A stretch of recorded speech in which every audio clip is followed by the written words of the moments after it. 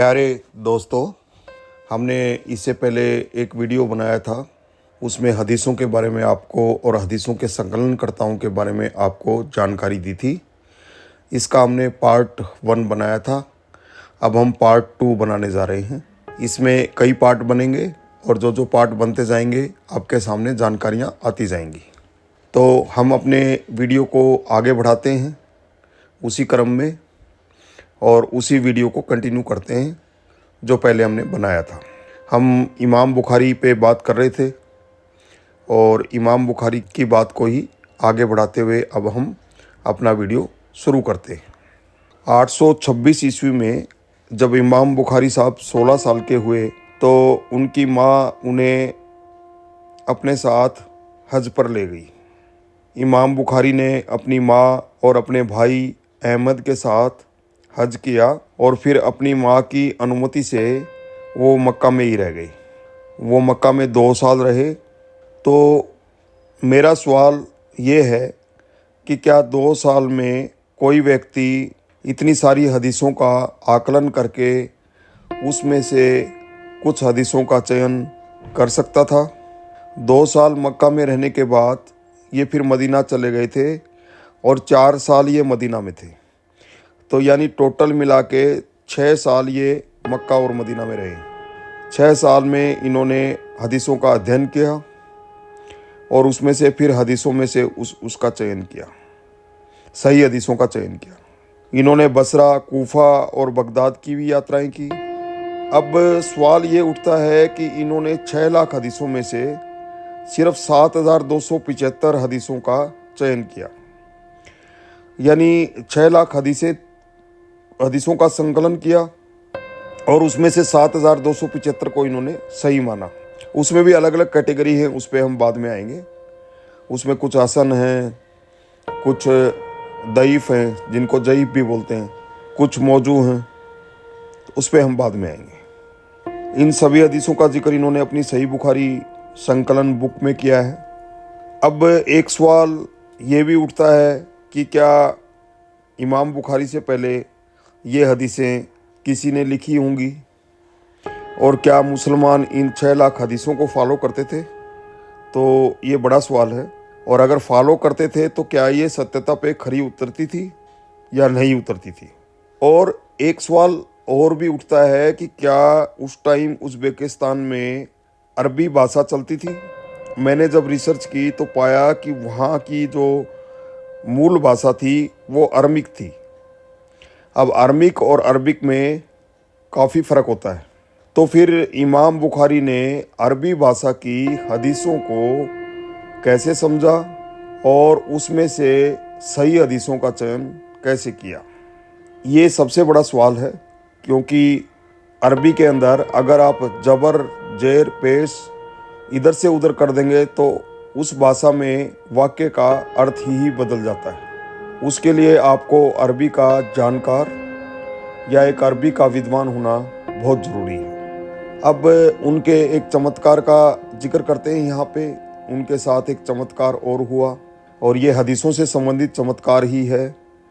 उनको सपने में हज़रत पैगंबर Mohammad peace be upon him आए और वो हजूर पैगंबर को पंखा जल रहे थे और उस पंखे से हजूर की मक्खियाँ उड़ा रहे थे। जब ये सपना उनको आया तो उन्होंने सोचा कि इस सपने का अर्थ जो है, जो सपनों के अर्थ की व्याख्या करते हैं विद्वान लोग, उनसे पूछा जाए।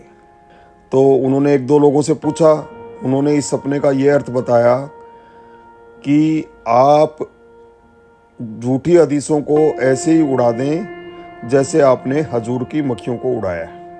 अब ये थोड़ा सा मुझे अटपटा लगा। हो सकता है कि यहाँ पे मैं न्याय ना कर पाऊँ, लेकिन थोड़ा सा मुझे अटपटा लगा, क्योंकि हजूर पैगंबर मोहम्मद बहुत ही पाक थे और उनके पूरे शरीर में कस्तूरी की सुगंध आती थी। और ये मैं नहीं कह रहा हूँ, ये साहबा ने कहा है। उनका पसीना मुबारक, उनका थूक मुबारक, उनकी हर चीज़ खुशबू से सरोबोर थी। तो फिर ये मक्खी के बनाने का सपना जो है, ये मुझे समझ नहीं आया।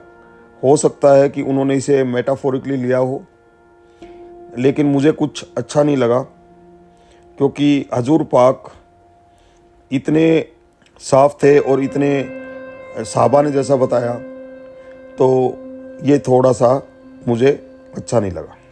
इमाम बुखारी तीव्र बुद्धि के थे, इसमें तो कोई शक ही नहीं है। उनके कई किस्से मशहूर भी हैं। उनकी ज़िंदगी अपने आप में एक चमत्कार से कम नहीं थी। एक किस्से में उन्होंने 40 साल तक बिना करी के रोटी खाई थी, और डॉक्टर के कहने पर उन्होंने 40 साल बाद चीनी के साथ रोटी खानी शुरू की थी। जब डॉक्टर ने ये कह दिया था कि भाई आपके अंदर प्रोटीन की कमी हो गई है करी ना खाने से, तो आप रोटी अकेली ना खाएं, उसके साथ में कुछ लगा के खाएं।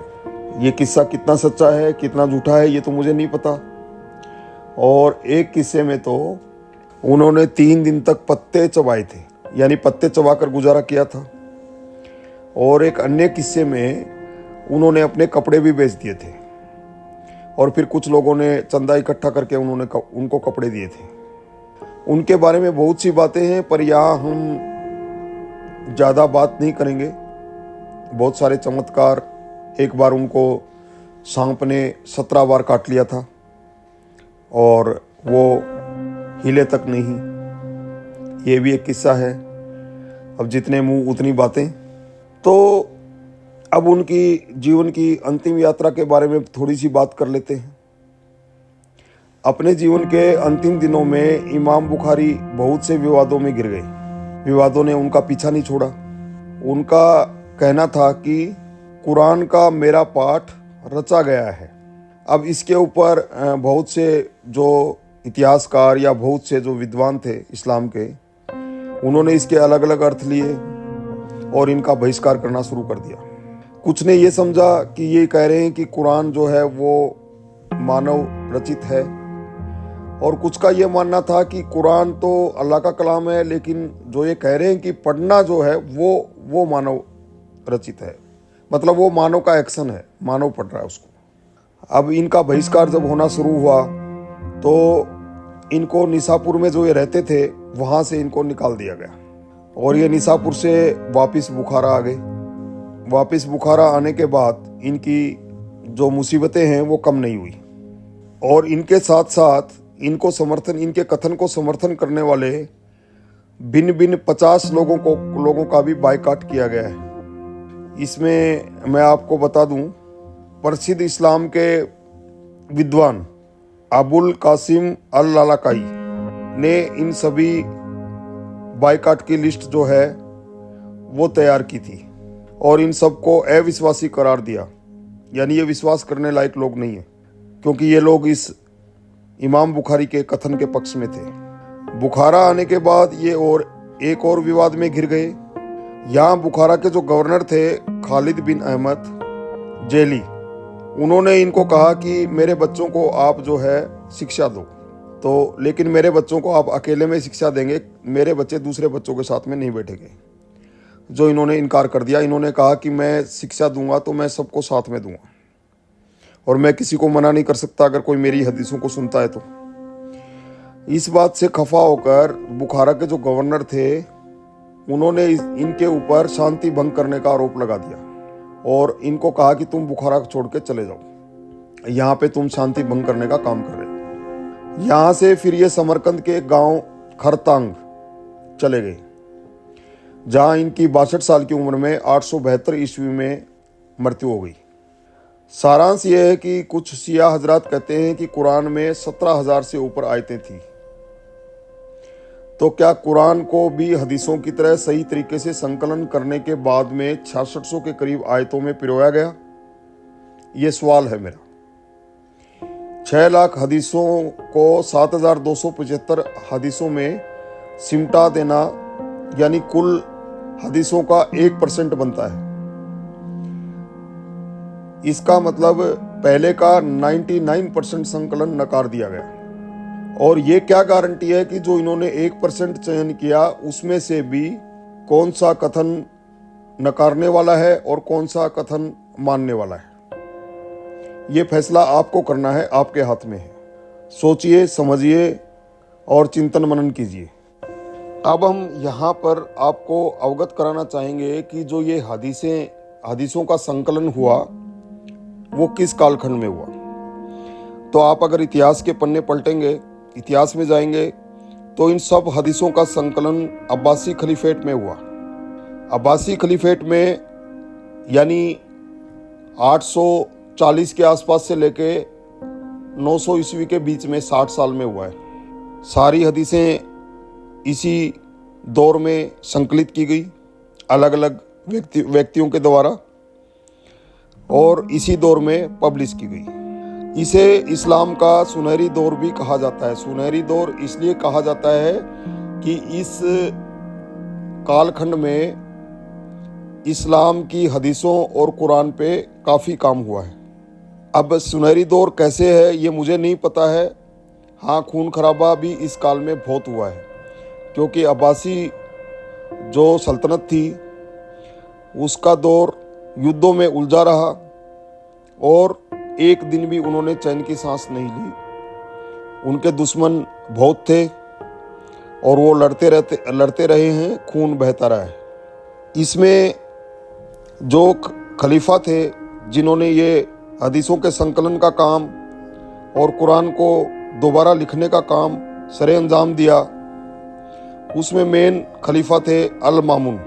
तो ये अल मामून खलीफा थे, ये थोड़े से लिबरल टाइप के थे।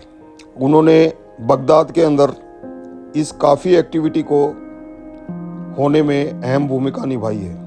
मतलब अब्बासियों का जो काम है वो हमेशा इस बात पे ध्यान देने का रहा है कि इस्लाम को कैसे सही से पेश किया जाए। अगले भाग में हम हदीसों की अगली किताबों के संकलनकर्ता कौन थे, उनकी व्यक्तिगत ज़िंदगी क्या थी, इस पर चर्चा करेंगे।